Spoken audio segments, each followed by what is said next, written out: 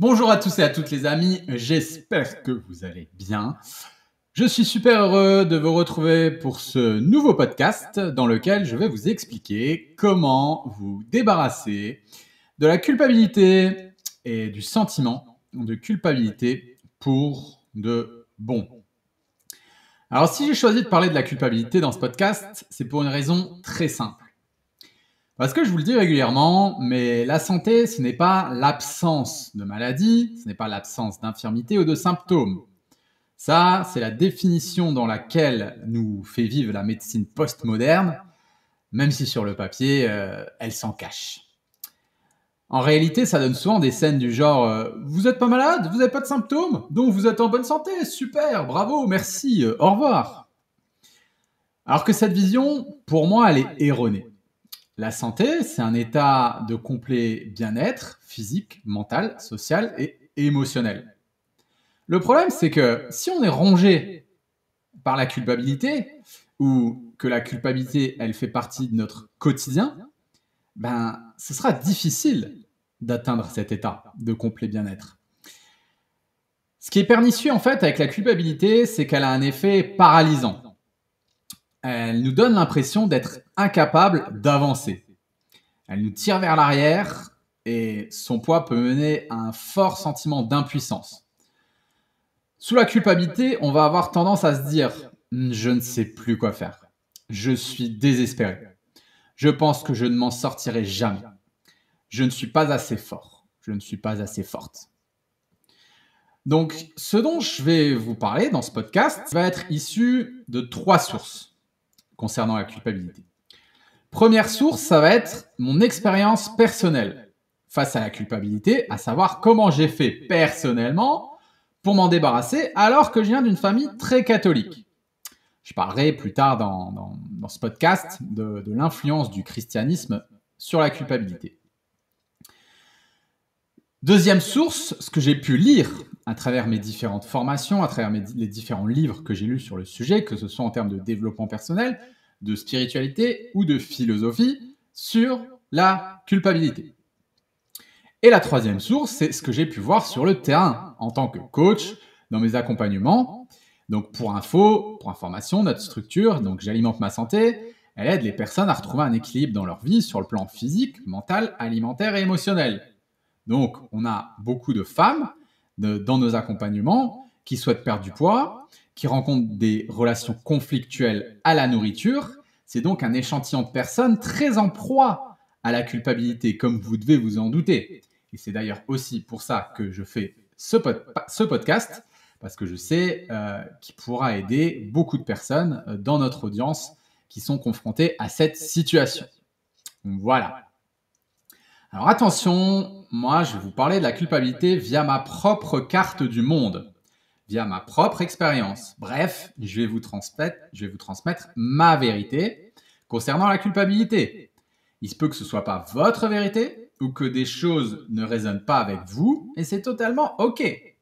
Là, il faut savoir que dans ce podcast, on va entrer dans le domaine de l'émotion, dans le domaine du ressenti et c'est très compliqué de parler de vérité dans ce monde-là.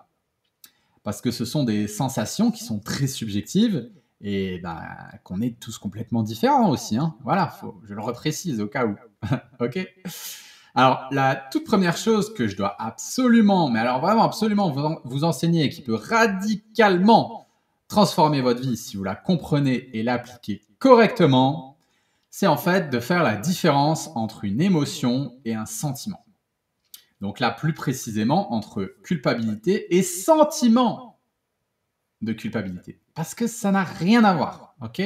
Donc là, dans le premier temps de ce podcast, je vais vous expliquer la différence entre une émotion et un sentiment. Pour moi, vraiment, c'est fondamental pour quiconque souhaite se développer personnellement. Donc ça peut sembler tout bête, mais je vous jure que vraiment, encore une fois, j'enfonce le clou, c'est fondamental de comprendre cette différence.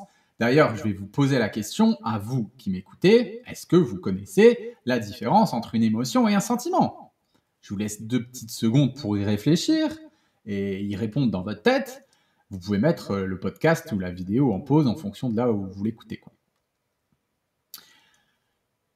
En fait, vous ne pouvez pas vous débarrasser de la culpabilité si vous ne comprenez pas cette nuance. Je vais tâcher de vous l'expliquer, de vous expliquer les choses avec des exemples pour que ce soit le plus simple pour vous. Ensuite, en pratique, dans votre vie quotidienne, après l'écoute de ce podcast, vous pourrez tirer vos propres leçons et appliquer les outils, tous les outils que je vais vous transmettre.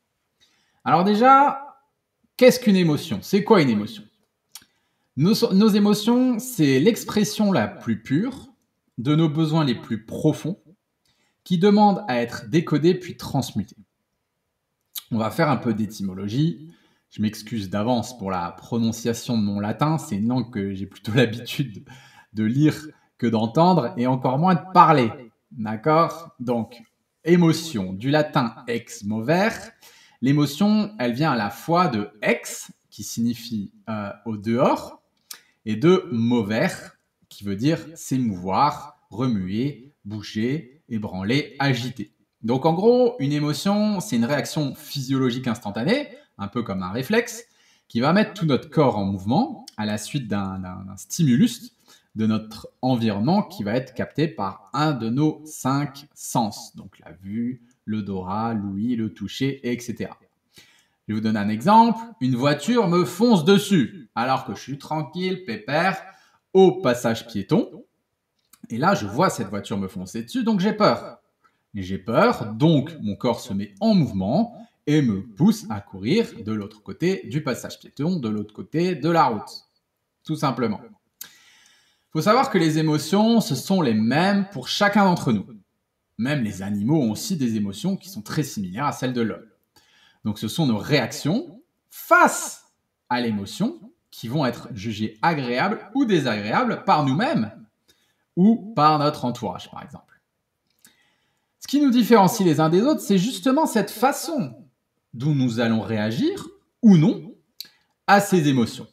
Alors si vous êtes complètement novice dans le monde des émotions, dans la compréhension des émotions, je vous encourage vraiment à regarder un petit film d'animation qui est vraiment super sympa. Il est vraiment très bien fait, qui pourra vous donner quelques clés si vous êtes vraiment novice là-dedans. C'est le film Vice Versa. Je ne sais pas si c'est Disney ou Pixar qui a fait ça. J'ai regardé ça la dernière fois avec la petite et j'ai trouvé ça super intéressant et pertinent. Donc je vous en parle. Ok, donc il va exister 4 émotions principales. La peur, la joie, la tristesse et la colère. Il va y avoir aussi le dégoût et la surprise qui peuvent également s'ajouter à celle-ci. Et ces principales émotions, elles vont avoir des dérivés, dont la culpabilité, dont on va parler plus en détail après. Pour reprendre l'exemple de la voiture qui va me foncer dessus, j'entends, avec l'ouïe, le bruit du moteur qui accélère. Et là, je me retourne et je vois, grâce à ma vue, la voiture qui me fonce dessus. Qu'est-ce qui va se passer? Mon système limbique, à savoir mon cerveau émotionnel, qui est situé au centre de mon cerveau, il va interpréter une situation qui se présente dans mon environnement. Une image, un son, une odeur, un goût, un contact avec ma peau, ou plusieurs contacts avec ma peau à la fois, et mon système limbique va interpréter cette information en fonction de mon filtre personnel. Et ça, le filtre personnel, c'est quelque chose qui varie en fonction de chacun. Je vais vous donner un petit exemple très rapide pour vous illustrer le filtre personnel. Par exemple, ma fille, elle voit une araignée, elle a peur. Elle a peur de l'araignée. Moi, je vois une araignée, ça me fait ni chaud ni froid, je prends un balai et boum, je vais la tuer. C'est réglé. J'ai même pas ressenti de peur. Ok? Donc, une fois l'émotion générée, le corps, il va se mettre en mouvement, tel un réflexe. Pour reprendre l'exemple de la voiture qui a manqué de m'écraser, je vais me dire, waouh, heureusement, j'ai eu le réflexe d'accélérer le pas, sinon elle m'aurait écrasé. En vérité, c'est pas vraiment un réflexe, mais c'est l'émotion qui a induit le mouvement grâce au système nerveux autonome qui, lui, mobilise le corps à cet instant précis. Alors attention, une émotion, c'est pas du tout quelque chose de logique. Ça, faut vraiment faire attention. La preuve, par exemple, lorsque vous regardez un film d'horreur à la télé ou au cinéma, vous allez ressentir de la peur, alors que logiquement, ce que vous voyez n'est même pas réel. Et vous le savez en plus que c'est pas réel. En vérité, c'est notre système limbique qui fait pas la différence entre le réel, le virtuel ou une image. Ok? Donc ce n'est pas logique. Pour résumer les choses, les émotions, elles sont là pour nous aider. Pour nous aider à survivre dans notre environnement, aussi bien sur le plan physique que sur le plan social. Comme vous le savez, l'homme est un animal social. Il faut également savoir qu'une émotion, elle ne dure pas. Pour reprendre l'exemple de la voiture, après avoir manqué de me faire écraser, me voilà sur le trottoir d'en face en toute sécurité. Mon pouce est accéléré, j'ai peut-être un petit peu transpiré, mais quelques minutes après, j'y pense même plus. L'émotion a complètement disparu. Ma raison, c'est-à-dire mon néocortex, à savoir mon cerveau rationnel, il a pris le dessus et je me dis, c'est bon, je suis en sécurité, tout danger est écarté. Alors, quelle est la différence maintenant entre une émotion et un sentiment? Il faut savoir que les émotions, ils vont se manifester sur le théâtre du corps, les sentiments sur celui de l'esprit. C'est une citation d'Antonio Damasio. Les émotions se manifestent sur le théâtre du corps, les sentiments sur celui de l'esprit. Au final, au travers de nos émotions, on se dit nos plus grandes vérités. D'où l'intérêt de monter en intelligence émotionnelle pour profiter du ou des messages que notre être ou notre corps, notre âme, en fonction de nos croyances, nous envoie. En revanche, dans un autre sens, nos pensées, elles sont capables de créer un état émotionnel, puisque, comme je vous l'ai déjà expliqué, notre cerveau, il ne fait pas la différence entre la réalité d'une situation et une situation créée mentalement. Je vous donne un exemple. Je m'imagine dans une situation où on me demande au dernier moment de monter sur une scène devant plusieurs milliers de personnes pour faire un discours sur un sujet que je ne maîtrise pas du tout. Si je me visualise dans la situation, je risque rapidement de sentir la pression monter. Mon cœur peut s'accélérer, la chaleur peut me monter au visage, je vais rougir, je peux avoir les jambes qui tremblent, alors qu'il ne se passe rien. Tout est dans ma tête. Je vais vous donner un autre exemple qui va vraiment vous parler. On va parler de désir sexuel. Je peux être seul, allongé dans mon lit, fermer les yeux et m'imaginer faire l'amour avec ma femme. Je vais ressentir physiquement le désir sexuel circuler et monter en moi. Je peux même avoir une érection, ressentir de la chaleur dans mon corps, etc. Alors que je suis tout seul dans mon lit. Donc c'est mon imagination qui va induire une réaction émotionnelle dans mon corps, juste avec l'imaginaire. C'est ce qu'on appelle un sentiment. Dans ces cas-là, je serai parvenu par mes simples pensées à impacter mon état émotionnel au point de le ressentir physiquement. La pensée, elle aura généré un sentiment sur le plan mental qui se sera ensuite traduit en émotion au niveau du corps. Et on peut faire exactement la même chose, les mêmes techniques avec des événements positifs et ressentir par exemple beaucoup d'amour, de paix, de gratitude. C'est ce que enseignent, on va dire, toutes les techniques de pensée positive ou de visualisation. Le mot sentiment, il vient du latin sentir, qui veut dire percevoir. Ok? Donc nos sentiments, c'est des réactions à une représentation que l'on se fait de quelque chose. Ils vont exprimer ce que l'on perçoit d'une situation et des pensées qui y sont associées. Lorsque je sens de la colère plusieurs minutes, voire plusieurs heures après le stimulus, ce qui a déclenché ma colère, ben là, je suis sous l'emprise de mes pensées face à cette situation. Par exemple, je suis dans ma cuisine, tranquillement en train d'éplucher mes carottes 3 jours après avoir manqué de me faire écraser par ce chauffard. Et je vais me dire, mais quel sale type celui-là, il a failli m'écraser, vraiment j'aurais pu y laisser la vie, il aurait pu me renverser, j'aurais pu être tétraplégique, quel salaud. Et je peux nourrir un sentiment de colère à son égard, mentalement. Contrairement à une émotion, un sentiment, lui, il peut durer dans le temps. Un sentiment, c'est quelque chose qui est défini comme un état affectif durable et complexe. Et en gros, c'est nos pensées qu'on n'arrive pas à lâcher, et non l'émotion qui va persister.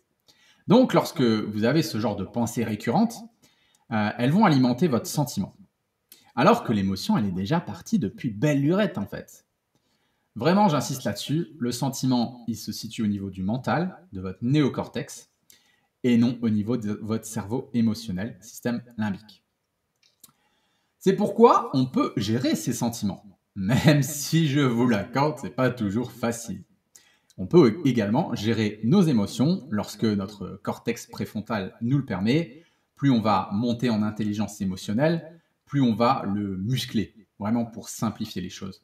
Pareil, plus on va muscler sa raison, plus on va être capable de comprendre et de gérer ses émotions.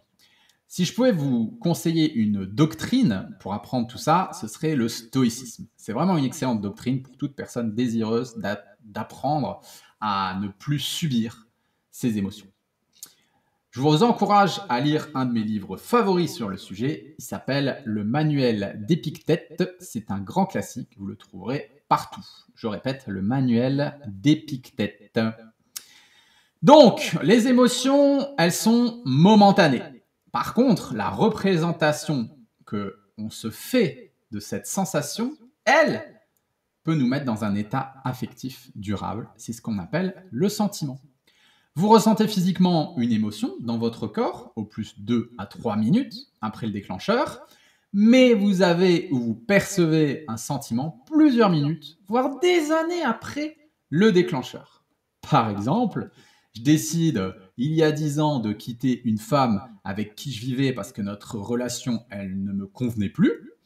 Et aujourd'hui, je la croise encore en ville et elle me fusille du regard. Elle nourrit toujours un sentiment de colère à mon égard. Lorsque, quand je la croise dans la rue, elle nourrit toujours un sentiment de colère contre moi. Ok ?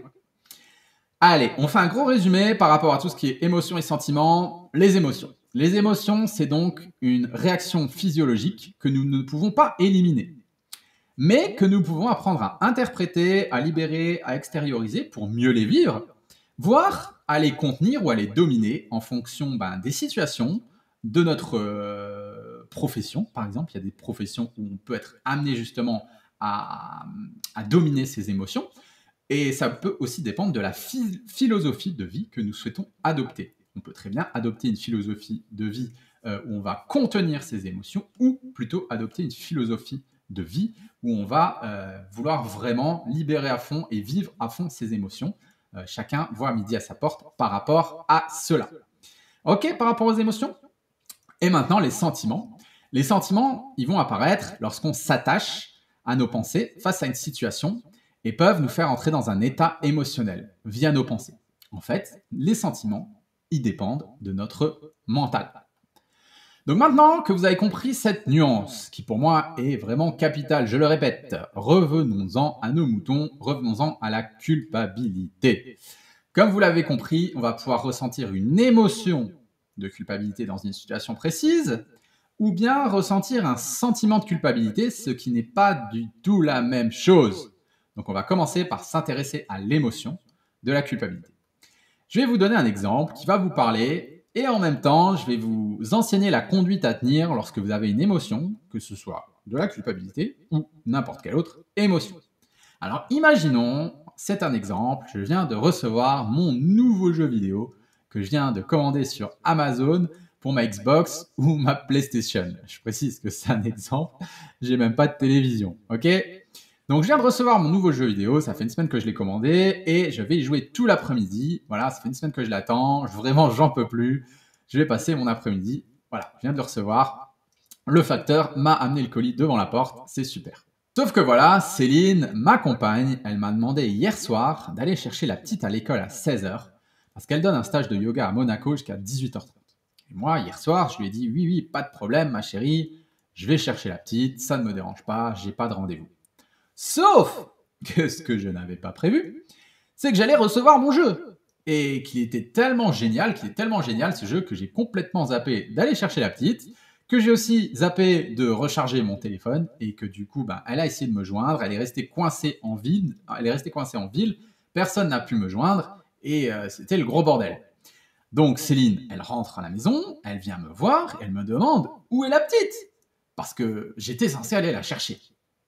Et là, bam, je vais rester con en fait. Qu'est-ce qui me traverse? Qu'est-ce qui est en train de me traverser à cet instant précis où Céline me demande des comptes et où je suis incapable de lui répondre? Qu'est-ce qui va me traverser à cet instant? De la culpabilité. Je vais me sentir mal. Je vais m'en vouloir. Je vais m'excuser. Je peux même chercher une excuse ou carrément essayer de me sortir de ce guêpier et d'inventer un mensonge pour me sortir de la situation et limiter justement cette sensation, cette culpabilité qui est en train déjà de me ronger. Ok? Alors qu'est-ce qu'elle veut dire cette émotion? C'est ça la vraie question en fait. Qu'est-ce qu'elle veut dire cette émotion? C'est ce que vous devez vous poser à chaque fois que vous en ressentez une émotion, de la culpabilité ou n'importe laquelle d'autre, n'importe quelle autre. Quel est le message en fait? Parce qu'au final, nos émotions, c'est que des messages que nous transmet notre être profond. Donc nous, avec Céline, ce qu'on fait dans notre quotidien, on utilise ce qu'on appelle un dictionnaire des émotions, un dictionnaire émotionnel dont on va se servir quand c'est nécessaire pour décoder ces messages internes. Ce dictionnaire, on le donne aussi à nos élèves dans nos différents accompagnements pour qu'ils fassent aussi ce travail de leur côté. Et on va regarder du coup dans ce dictionnaire, là, je l'ai sous les yeux, quel est le message de la culpabilité. Donc le message de la culpabilité, c'est « je mets à mal une de mes valeurs fondamentales ». Je mets à mal une de mes valeurs fondamentales. Ben ouais, rien de neuf sous le soleil, pour moi, mon couple et ma famille, c'est très important pour moi. Donc, je culpabilise d'avoir nui à ces valeurs pour au final une connerie de jeu vidéo, quoi. Je vous cite une citation de Jacques Lacan qui disait « Ce n'est pas le mal, mais le bien qui engendre la culpabilité ». Bon, on peut interpréter ça comme on le veut, mais dans la situation où je veux vous emmener, là où je veux vous emmener concernant la culpabilité, c'est assez parlant. Ma culpabilité, au final, dans cette situation, elle me dit quoi? Si elle pouvait parler, elle me dirait « Mec, tu l'aimes ta femme, tu l'aimes ta famille, c'est important pour toi. Alors balance ton putain de jeu vidéo à la con, parce que quand t'es dessus, tu te coupes de la réalité. » Ou elle pourrait me dire « Mec, ne refais plus jamais un coup pareil à ta femme, parce que tu l'aimes, tu la respectes. Elle ne mérite pas d'être traitée comme ça. » En fait, la culpabilité, ce qu'elle va faire, c'est qu'elle va protéger nos valeurs hautes, ce qu'il y a de plus important à nos yeux. Et si c'était pas important pour moi au plus profond de mes tripes, par rapport à cet exemple, je culpabiliserais pas. Je dirais à ma femme « Ah ouais, tiens, j'ai oublié la gosse là, voilà. » Et ensuite, elle pourrait essayer de me faire culpabiliser. Elle pourrait essayer de faire naître en moi un sentiment de culpabilité. Mais ça, on va y revenir après. Je vais vous donner un autre exemple. C'est vraiment important que vous compreniez tout ça à travers les différents exemples que je vais vous donner et vraiment essayer ensuite de reproduire ces exemples dans votre vie et de réfléchir à des situations similaires pour que vous compreniez quels étaient les messages de la culpabilité. Donc, second exemple, c'est samedi soir et mon pote Dylan me propose d'aller manger au resto au bord de mer. C'est l'été, il fait beau, il y a de l'ambiance, c'est sympa. Et là, il y a deux potes à lui qui débarquent, qui nous rejoignent. C'est des Corses qui aiment faire la fête et ils commencent à commander des pintes de bière. Donc, on en boit une, on en boit deux, on en boit trois, on en boit quatre. Et là, boum, ça dérape. Je rentre à 2h du matin, j'ai un coup dans le nez et voilà, je rentre bourré, quoi. Le problème, c'est que le dimanche matin, j'ai une course de prévue en trail. Je fais du trail, donc voilà, j'ai prévu de faire une course. J'ai vraiment envie de faire une bonne place à cette course et j'ai envie d'en profiter un maximum parce que c'est dans des paysages magnifiques. Donc je fais cette course, je termine la course et résultat, j'en ai chié. J'ai galéré, j'ai traîné ma carcasse alcoolisée et je vais voir le résultat final, le classement de la course et je vois que j'ai fait un chrono vraiment merdique en dessous de mes espérances et surtout de ma condition et de mes capacités physiques réelles. Boum, patatras, c'est reparti, je ressens de la culpabilité, car une de mes valeurs fondamentales est mise à mal, c'est-à-dire ma valeur sport, santé, bien-être, elle vient d'en prendre un coup. J'ai merdé, ok?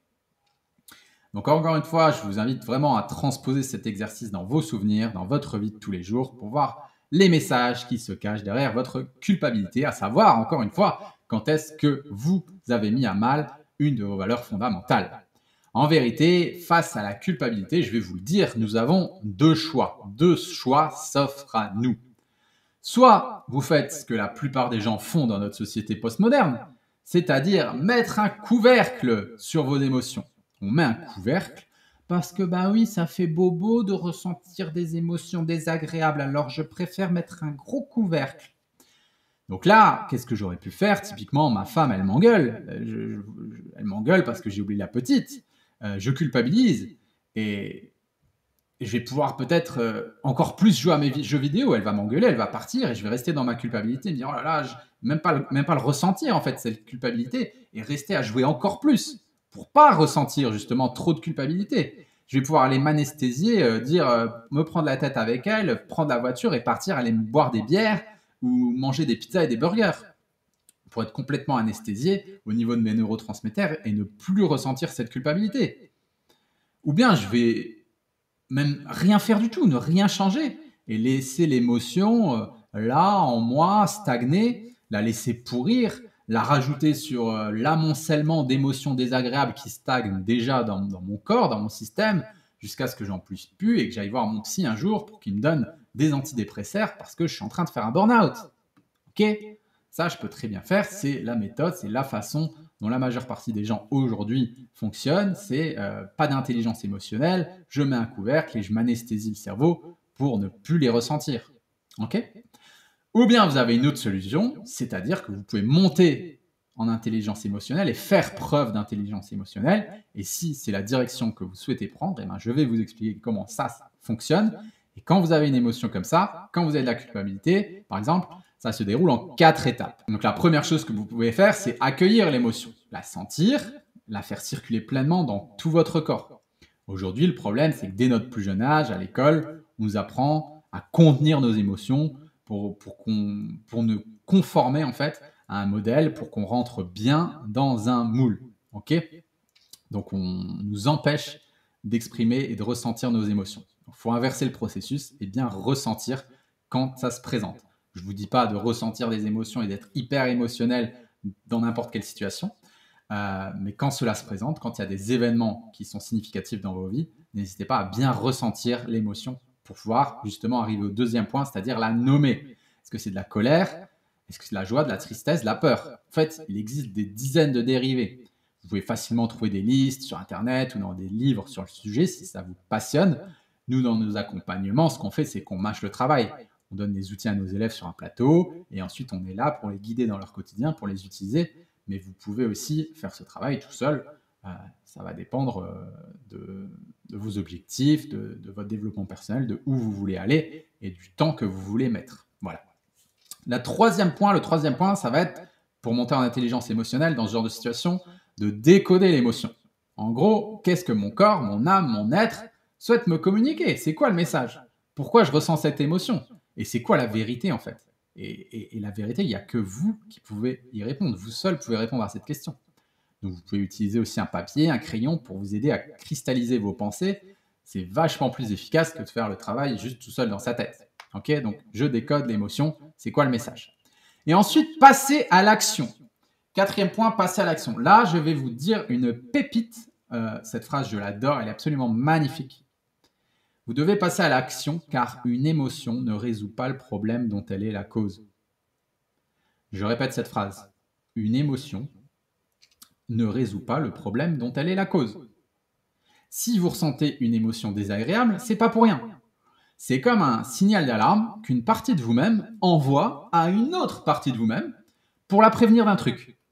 Et si vous faites rien pour changer les choses, l'émotion, elle continuera de venir frapper à votre porte et vous continuerez de la ressentir et d'en souffrir, surtout si elle est désagréable. En fait, votre émotion, c'est juste une boussole qui vous indique dans quelle direction aller. Si vous restez sur place, la situation, elle ne va pas s'améliorer. Ok? Je vais faire ces 4 étapes avec mon exemple de la console de jeu pour que vous compreniez encore mieux. Donc Céline, elle vient de partir de la chambre. On s'est disputé. Je me pose et je prends le temps d'embrasser cette émotion de culpabilité, de la sentir circuler dans mon corps. Ok? Je suis pas bien, quoi. Voilà, clairement, je suis pas bien. Ensuite, je la nomme. Je la reconnais. Ah oui, purée, c'est la culpabilité. Je m'en souviens, j'ai déjà ressenti ça quand j'étais en CM2 et que j'ai jeté une pierre sur la tête de mon camarade et qu'il a été à l'hôpital. Voilà, ok, je reconnais ça. Troisième point, je vais décoder l'émotion. Ok, si je prends mon dictionnaire, c'est quoi le message de la culpabilité? Ok, je mets à mal une de mes valeurs fondamentales. Ok. Quelle est la valeur que je viens de mettre à mal? Ok, ma valeur couple, ma valeur famille. Ouais, parce que là, en fait, je viens de trahir ma famille, je viens de trahir mon clan, je viens de trahir ma femme. Et pour moi, c'est mal. Ok. Parce qu'en fait, la culpabilité, elle est très en lien avec la morale. Donc, c'est important pour vous d'identifier qu'est-ce qui est mal selon votre propre carte du monde dans ce qui vient de se passer. Quatrième étape, c'est passer à l'action. Je passe à l'action, qu'est-ce que je vais faire en fait? Il vient de se passer ça avec la console de jeu, qu'est-ce que je fais? Donc je vais sur le bon coin, je prends en photo ma PlayStation ou ma Xbox et je vais la vendre. Je vais la vendre parce que je me rends compte que je suis incapable de temporiser mon temps de jeu quand j'ai un jeu vidéo sous la main et que je suis complètement déconnecté de la réalité. Donc je ne veux pas que ce genre de situation se reproduise, alors je vends ma console de jeu. Je passe à l'action. Voilà, c'est une des possibilités. Ok, donc si vous voulez monter en intelligence émotionnelle, vous avez ces 4 étapes. Passons maintenant au sentiment de culpabilité. Ce sentiment de faute que l'on ressent. Et ça, peu importe que cette faute, elle soit réelle ou imaginaire, ça naît de l'écart en fait existant entre ce que l'on veut être idéalement et les actions qu'on fait réellement. Okay, le sentiment de culpabilité, il va naître de l'écart existant entre ce que l'on veut être, mais ce que l'on fait réellement dans sa vie. Pour reprendre mes exemples, je peux très bien nourrir un sentiment de culpabilité une semaine après mes aventures avec le fameux jeu vidéo ou la course de trail, en me disant mentalement des phrases du genre « T'as oublié la petite, t'es vraiment un mauvais père de famille, t'es un mauvais conjoint, t'es un mauvais mari, tu ne respectes pas ta famille, etc. » Là, je nourrirai un sentiment de culpabilité après une semaine parce que, en fait, qui je veux être n'est pas en adéquation avec ce que je fais. Je pourrais très bien me dire aussi, t'es qu'un poivreau, incapable de dire non à une bière, tu te prends pour un athlète, tu te prends pour un mec sain, mais t'as aucune discipline, t'as pas la force morale de dire non, t'es une merde. Ça aussi, je pourrais me le dire une semaine après l'événement de ma course ratée. Théoriquement, l'émotion, elle n'est plus là. Car si vous l'avez compris, l'émotion ne dure que quelques minutes. Mais c'est moi, dans ce genre de situation, qui mentalement va la faire revivre et provoquer en moi un sentiment de culpabilité. Tout ça parce qu'il existe un paradoxe entre ce que je veux être idéalement, c'est-à-dire un athlète ou un conjoint exemplaire, et les actions que je vais faire réellement, c'est-à-dire picoler au lieu de me concentrer sur ma course du lendemain et jouer à la console au lieu de m'occuper des enfants. Donc, comment se débarrasser de ce foutu sentiment de culpabilité? Alors, la meilleure chose à faire dans ce cas-là, c'est prendre du recul, prendre de la hauteur. Encore une fois, monter en intelligence émotionnelle. Par rapport à ce sentiment et de s'interroger pour mieux comprendre ce qui nous fait nous sentir coupables. Je vais vous donner un petit exercice d'analyse très rapide du sentiment de culpabilité que vous pouvez vous poser en 5 questions. Donc là, on est vraiment sur du travail sur soi, hein, d'accord? On est sur du vrai développement personnel. Là, les outils que je vous donne, c'est du vrai développement personnel, ok? C'est pas du, voilà, j'ai regardé une vidéo hein, sur YouTube et puis demain, je ne me rappelle plus. Le truc, c'est que malheureusement, moi, je rencontre beaucoup de personnes qui me disent « Tu sais, Pierre, écoute, j'ai fait un gros travail sur moi depuis plusieurs années. » Et moi, je leur dis « Ok, super, ben, montre-moi le fruit de ce travail. » Mais en général, il n'y a rien. Il n'y a pas d'outil de quantification, il n'y a rien qui est structuré, tout est abstrait, tout est fantomatique et ectoplasmique. Si vous voulez vraiment vous débarrasser du sentiment de culpabilité, ça ne se fera pas du jour au lendemain, en fait. On va le voir après, mais c'est des millénaires de comportements ancrés en nous, les êtres humains. Donc ça va demander de se retrousser les manches pour transformer tout ça. Donc l'exercice là que je vais vous donner, vous allez pouvoir le faire peut-être des dizaines de fois, peut-être même des centaines de fois, en tout cas jusqu'à ce que le sentiment de culpabilité il s'amoindrisse ou qu'il n'en soit plus un, et c'est ok en fait de le faire plusieurs fois. D'accord? Je vous préviens parce que moi personnellement, j'ai fait ce genre d'exercice de préparation mentale au final des centaines de fois dans des situations différentes pour me libérer de ce genre de schéma qui emprisonnait mon esprit. D'accord? Donc ne croyez pas qu'en le faisant juste une fois, vous allez être tiré d'affaire et que vous n'allez plus jamais ressentir de la culpabilité. Non, non, non, c'est des exercices qu'il faut faire régulièrement, puis à chaque fois que la vie vous présente ce genre de situation. Donc première question à se poser quand vous ressentez un sentiment de culpabilité. De quoi est-ce que je me sens coupable? Ok, première chose, de quoi est-ce que je me sens coupable et pourquoi est-ce que je me sens coupable? Première chose. Deuxième chose, quelle était mon intention lorsque j'ai agi contre mes propres normes, en fait, contre ma propre morale. Comment ça se fait? C'était quoi mon intention qui a fait que j'ai agi contre ma propre morale? Pourquoi j'ai mal agi selon mes propres critères? Là, il va vraiment falloir être honnête. Soyez honnête. Il n'y a rien de répréhensible à accepter ses erreurs ou ses mauvais côtés. C'est OK, on est humain. Justement, ne pas le reconnaître, c'est nier sa nature humaine. On n'est pas des bisounours, OK? On a tous des côtés sombres. Et en plus, chacun a droit à l'erreur. OK pour le deuxième point? Troisième question à se poser, que dois-je faire pour ne plus me sentir coupable? Donc par exemple, pour plus me sentir coupable, je balance ma console ou j'arrête de me picoler la veille d'une course. OK? Est-ce que c'est réaliste? Et est-ce compatible avec mes autres valeurs? OK? Est-ce que c'est réaliste de balancer ma console ou oh non, j'y tiens quand même trop, je vais essayer d'y jouer juste le samedi et le dimanche quand il n'y a personne, ou le soir quand tout le monde est couché et que je risque pas d'embêter quelqu'un. Ah oui, ça c'est mieux. Et est-ce compatible avec mes autres valeurs?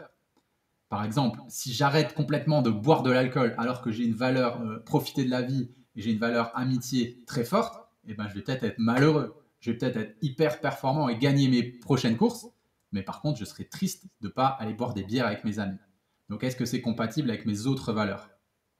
Quatrième question, quelles sont mes autres options? Est-ce que je peux faire autre chose que ça? Voilà. Donc là, la 3 et la 4 sont liées. Est-ce que je peux faire d'autres choses que les solutions? Est-ce qu'il y a d'autres solutions qui existent que celles qui me viennent tout de suite? Et la cinquième question à se poser, qui est pour moi la plus importante, mais la plus puissante aussi, comment transformer ma culpabilité en responsabilité? En gros, qu'est-ce que je peux faire pour améliorer la situation dans les prochains jours? Ou comment agir la prochaine fois que ce genre de situation se représente?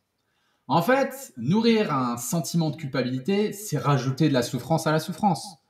On a fait une erreur, on s'est trompé, on a déconné, c'est humain. On vit tous une bataille intérieure et on fait tous de notre mieux. Et on ne doit pas laisser en fait ce sentiment nous ronger trop longtemps. Donc c'est vraiment impératif de switcher rapidement vers la responsabilité. En fait, switcher de culpabilité à responsabilité. En fait, reconnecter à sa responsabilité, ça nous permet de changer complètement l'énergie à l'intérieur de nous. On passe d'une culpabilité qui affaiblit, qui nous paralyse, à une responsabilité qui nous fortifie et qui nous pousse à avancer. En fait, on passe de la victime au guerrier, on passe de l'esclave à l'homme libre. La responsabilité, c'est l'obligation que l'on se donne d'être garant de quelque chose, de tenir ses promesses. Il s'agit donc de prendre la responsabilité pleine et entière de ses actes sans pour autant s'imposer des choses qui sont complètement impossibles ou qui vont contre nos valeurs profondes. Contrairement à la culpabilité, la responsabilité, elle redonne du pouvoir, elle mène vers l'action, elle crée du changement. Plutôt que de ressentir de l'impuissance et d'être en mode auto-flagellation, on va recadrer les circonstances et ce qui est réellement possible de faire, on va dire. Tout ça, ça va nous procurer un sentiment en fait de devoir accompli. Ça va nous permettre d'avancer. Alors personnellement, j'ai appliqué il y a quelques années un concept. Le concept de la responsabilité absolue. Le concept de la responsabilité absolue qui a vraiment transformé ma vie. Par contre, je ne vais vraiment pas vous en parler ici, ça prendrait beaucoup trop de temps de développer tout ça. J'ai réalisé un podcast sur le sujet, d'ailleurs c'est le podcast qui a été le plus écouté que j'ai réalisé, donc allez l'écouter, il est vraiment intéressant. Et il vous aidera à y voir plus clair. C'est un des tout premiers podcasts que vous trouverez sur la plateforme d'écoute de nos podcasts. Voilà, si vous êtes sur Apple ou n'importe quelle plateforme, vous regardez le premier et le deuxième, je développe cette idée. Alors maintenant, on va s'intéresser au dernier point qui, selon moi, est très important, voire un des plus importants, c'est la source. D'où vient la culpabilité et comment notre monde extérieur parvient-il parfois à nous faire culpabiliser. Donc c'est vraiment important pour moi de vous expliquer et de comprendre les origines de la culpabilité et du sentiment de culpabilité pour pouvoir s'en débarrasser. Pour ça, on va faire un peu d'anthropologie. Donc pour rappel, tout ce que je vais vous expliquer là, c'est de l'anthropologie, donc c'est que des théories. Okay, c'est peut-être pas la vérité, et il est d'ailleurs fort probable que nous ne sachions jamais la vraie vérité. Si vous avez d'autres théories concernant la genèse de la culpabilité, surtout n'hésitez pas à me les partager en commentaire. Ça pourra faire avancer le schmilblick, comme on dit, et avancer tout le monde. Donc d'après mes recherches concernant la culpabilité, pour m'en débarrasser à titre personnel, parce que comme beaucoup de personnes, elle m'empoisonnait la vie, en fait, la culpabilité, elle serait née sur les bords de la mer Baltique durant la préhistoire, à une époque, à l'époque d'une ère glaciaire qui était très importante et qui aurait obligé nos ancêtres à intégrer des règles de bien, des règles de mal, car sans ces règles-là, la communauté n'aurait pas survécu. En bref, on peut résumer les choses comme ça. Ils ont installé dans leur disque dur interne un programme informatique appelé Moral qui n'existait pas à l'époque. Tout ça dans le but de survivre. Alors là, je suis dans l'imaginaire et dans l'imagination la plus pure lorsque je vous explique tout ça et que je vous donne ces exemples, mais on peut très bien imaginer que ça donnait ce genre de choses. Manger 2 fois plus de poissons que mon voisin, ça c'est pas bien, ça c'est mal. Rester à dormir au lieu d'aller chercher du bois pour allumer le feu et réchauffer toute la grotte, ça c'est mal, parce que si je le fais pas, on va tous mourir. Ok? Donc en gros, là, la morale et le sentiment de culpabilité n'existaient pas, et sans ce sentiment de culpabilité, la communauté serait morte, peut-être qu'on ne serait pas là. Et tout ça, en fait, tout ce sentiment de culpabilité est né dans le but de préserver la survie du clan. Suite à tout ça, à toutes ces aventures, sur ces terres d'Europe fertiles, du coup, à la culpabilité, se sont installées plusieurs civilisations. Dans la mythologie grecque, déjà, on parle de la culpabilité, notamment avec le mythe de Prométhée, reconnu coupable par Zeus et les autres dieux de l'Olympe d'avoir volé le feu sacré pour le transmettre aux hommes. Donc le titan Prométhée a été condamné à être attaché à un rocher sur le mont Caucase et son foie était dévoré par un aigle, l'aigle du Caucase, chaque jour et renaissait chaque nuit pour l'éternité.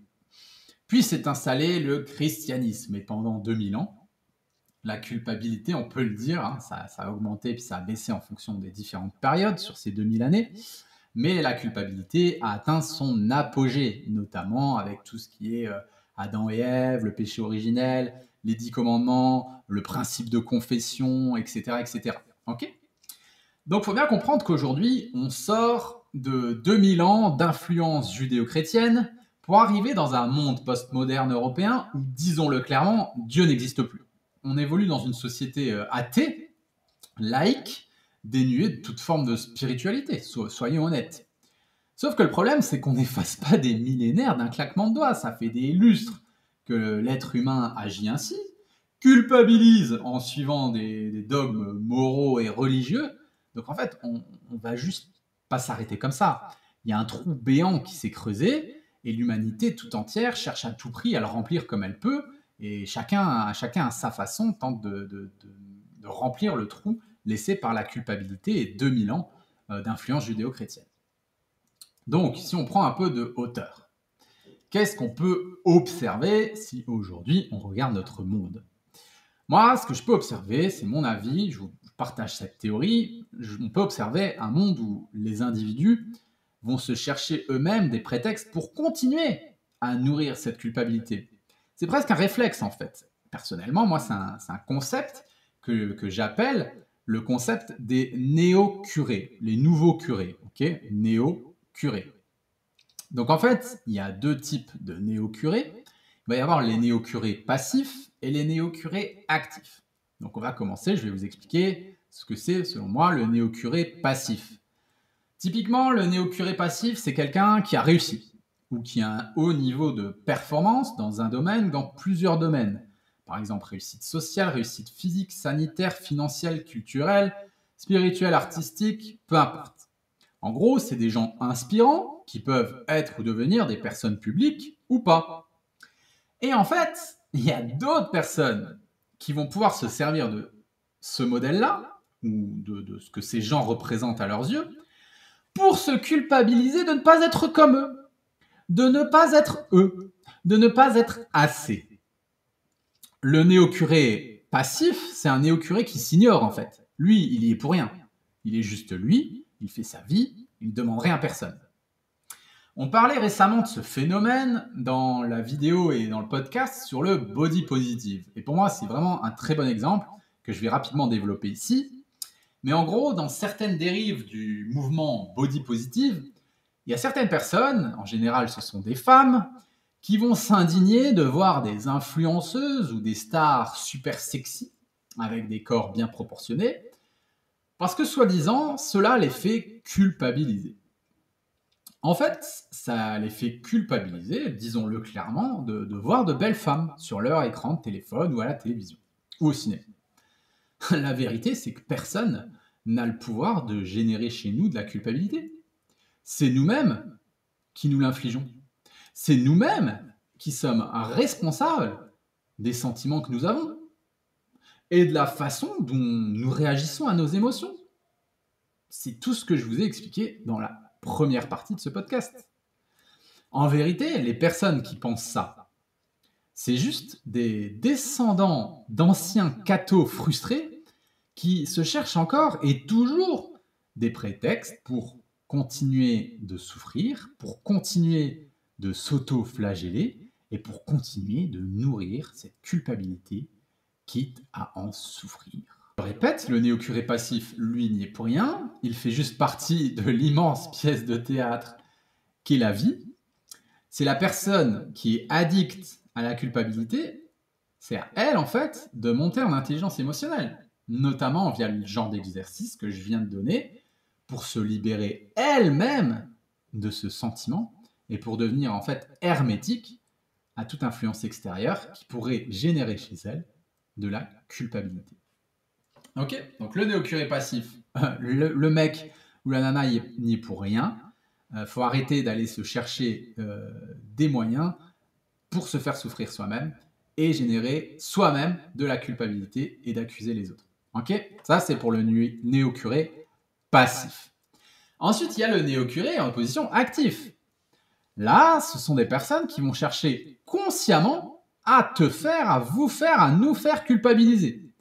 Ça peut être des personnes qui ont plus d'influence, une place plus haute dans l'échelle sociale. Ça peut être des personnes qui ont réussi dans certains domaines de vie et qui se sentent du coup supérieures. Ça peut tout simplement être un proche à vous qui est plutôt malveillant ou qui est dans une phase de souffrance et qui cherche malheureusement à rabaisser les autres. Ou bien ça peut être encore des manipulateurs, des pervers narcissiques qui tentent de vous manipuler, de vous affaiblir à grands coups de culpabilité pour que vous soyez plus docile. Attention, les hommes politiques et nos dirigeants, ils sont vraiment très forts pour ce genre d'exercice. Il y a juste à regarder ce qui se passe actuellement avec le Covid, la crise sanitaire et tout ça, c'est culpabilité sur culpabilité. Les médias sont très forts là-dedans aussi. Donc on va culpabiliser les soignants, on va culpabiliser les gens qui ne se lavent pas les mains, on culpabilise les gens qui ne mettent pas le masque, on culpabilise les gens qui ne sont pas vaccinés, etc. Et tout le monde essaye de culpabiliser tout le monde depuis 2 ans. C'est un vrai bordel. Ok ? Un autre exemple que je peux vous donner, un autre exemple que je rencontre régulièrement en coaching avec les femmes qui du coup ont des relations compliquées avec la nourriture, c'est un système de culpabilité qui s'est installé mère-fille. Donc typiquement, dans ce genre de situation, on a une mère qui est mal dans sa peau, mal dans son corps, et qui va dire sans cesse à sa fille « Tu vas manger tout ça, tu te resserres encore, tu as déjà fini ton assiette, tu manges encore des barres chocolatées, pourquoi tu fais pas plus de sport, tu manges beaucoup trop, tu devrais manger moins, etc. etc. » Donc pour résumer, les néo-curés actifs, c'est des gens qui se prennent pour des curés en fait. Voilà, qui vont donner des leçons de morale et faire la morale à tout le monde pour les raisons que je vous ai expliquées plus haut. Voilà, ils vont donner des leçons de morale à tout le monde, ils vont penser détenir la vérité ou ils vont souhaiter faire appliquer leur vision du monde, leur propre morale aux autres. Alors le meilleur conseil que je peux vous donner face aux néo-curés actifs, c'est de vous renforcer émotionnellement pour ne plus à subir en fait leur influence. Et si vous le pouvez, fuir au maximum, parce qu'on a tous des hauts et des bas dans notre vie, dans notre quotidien.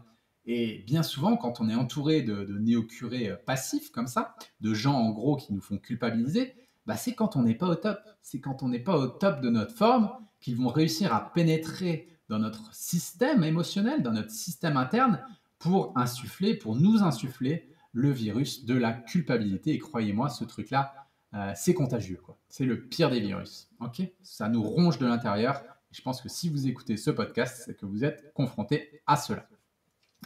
Donc, petit résumé pour vous libérer définitivement du sentiment de culpabilité qui pourrait venir de l'extérieur, qui pourrait venir de ce concept des néo-curés. Le meilleur conseil que je peux vous donner, c'est mettez de la conscience sur vos comportements internes. Première chose, quand est-ce que vous vous culpabilisez face à un néo-curé passif que vous allez vous-même chercher pour nourrir ce vide, pour nourrir votre culpabilité et vous dire « Ah, je ne suis pas assez X, Y, Z par rapport à lui ou à elle. Je ne suis pas assez beau, je ne suis pas assez belle, je ne suis pas assez discipliné, je ne suis pas assez fort, je ne suis pas assez grand, je ne suis pas assez ci, ça. » Voilà, là on s'auto-flagelle, on retourne au Moyen-Âge, on se met devant la croix et on se met des coups de fouet. C'est tout, sauf qu'on ne le fait plus physiquement, on le fait mentalement avec le même système de sentiments que je vous ai expliqué tout au début du podcast. On ajoute soi-même de la souffrance à la souffrance. Première chose, identifiez quand vous allez vous chercher vous-même un pauvre néo-curé passif qui n'a rien demandé et vous allez vous servir de ce modèle pour souffrir. Deuxième point, quand est-ce que vous laissez des néo-curés actifs vous culpabiliser, okay, que ce soit le président de la République ou votre conjoint, à ce moment-là, vous donnez le pouvoir à l'autre d'agir sur votre état intérieur. Et donc, ça va nuire à votre liberté, ça va nuire à votre souveraineté, à votre bien-être de manière générale. Okay, quand est-ce que vous laissez quelqu'un d'autre vous culpabiliser? Et pour finir, la question qui fait le plus mal. Et ouais, je vous laisse sur cette question qui va vous tarauder peut-être toute la soirée, peut-être toute la semaine, mais elle est importante à se poser. C'est la question qui fait mal. Quand est-ce que vous êtes vous-même un néo-curé actif? Quand est-ce que vous êtes vous-même quelqu'un qui essaye de culpabiliser les autres? Peut-être avec votre femme, votre mari, votre conjoint, vos enfants, vos collègues, vos amis. Il faut bien comprendre que souvent, quand on est rempli de culpabilité, on a tendance à chercher à transmettre ce poison émotionnel et à faire culpabiliser les autres. Okay, donc attention. Donc ça commence vraiment par là, à arrêter soi-même de transmettre ce poison émotionnel aux autres pour s'en débarrasser. Voilà, donc pour vous libérer de tous ces schémas, vous l'avez compris, votre meilleure arme, c'est la conscience. Voilà, mettre de la conscience sur votre système. C'en est terminé pour ce podcast. Il a été un peu plus long que les podcasts que je fais d'habitude, mais j'avais vraiment envie de vous transmettre tout ça. J'avais vraiment à cœur de vous transmettre tout ça. Le monde des émotions est un univers absolument passionnant qui, personnellement, me passionne, à moi et ma compagne, Céline. Si cela vous intéresse de mieux comprendre votre système émotionnel, de comprendre aussi le parcours de Céline, comment ces émotions lui ont joué des tours lorsqu'elle a souhaité retrouver la santé, perdre du poids, transformer son corps, et bien sachez qu'on va tout vous expliquer dans une conférence en ligne qu'on va donner dans les prochains jours. Si vous souhaitez vous inscrire, c'est très simple. Vous avez juste à vous inscrire dans le descriptif qui est juste en dessous. Voilà, vous trouverez facilement le lien et vous pourrez assister à cette conférence. En tout cas, moi, c'était un véritable plaisir que j'ai eu de vous partager tout ça. J'espère vous revoir très prochainement, que ce soit sur nos différents réseaux ou en conférence. Et puis, je vous dis à très bientôt. Surtout, portez-vous bien. Ciao, ciao!